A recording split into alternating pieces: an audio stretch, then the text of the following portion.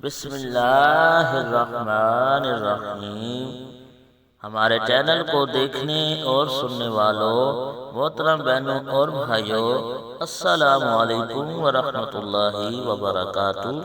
آج ہم جس موضوع پر بات کریں گے وہ ہے حضرت عمر رضی اللہ تعالی عنہ کا پیغام دریائے نیل کے نام۔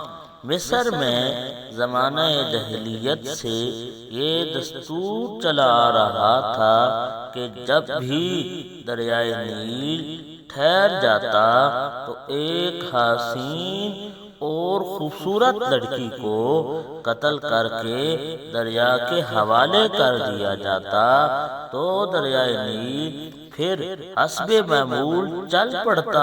حضرت عمر رضی اللہ تعالی عنہ کے دور خلافت میں جب مصر فتح ہوا اور حضرت عمر بن عاص رضی اللہ تعالی عنہ وہاں کے گورنر مقرر ہوئے تو اس وقت بھی حسب معمول دریائے نیل کی روانی ختم ہو گئی اور وہ رک گیا۔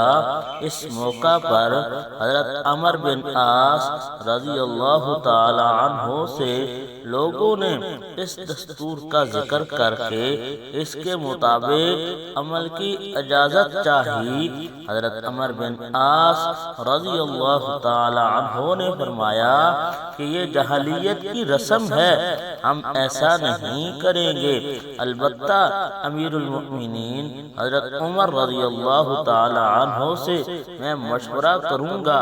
چنانچہ حضرت عمر بن عاص نے امیر المؤمنین کو خط لکھا اور اس واقعے کی پوری تفصیل بیان کر کے مشورہ چاہا۔ امیر المؤمنین حضرت عمر رضی اللہ تعالی عنہ نے اس کے جواب میں دریائے نیل کے نام ایک چٹھی روانہ فرمائی اور حضرت عمر بن عاص کو لکھا کہ وہ چٹھی دریائے نیل میں ڈال دیں۔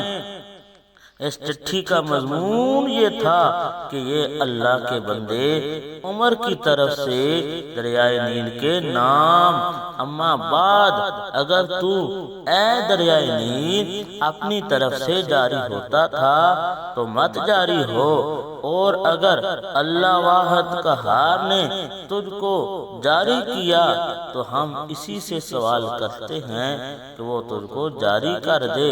حضرت عمر بن عاص رضی اللہ تعالی عنہ نے یہ چٹھی دریائے نیل میں ڈال دی۔ ڈالنا ہی تھا کہ دریائے نیل خوب تیزی کے ساتھ رواں دواں ہو گیا۔ اللہ تعالی ہم سب کو بھی حضرت عمر رضی اللہ تعالی عنہ جیسا نیک حکمران عطا فرمائے، آمین۔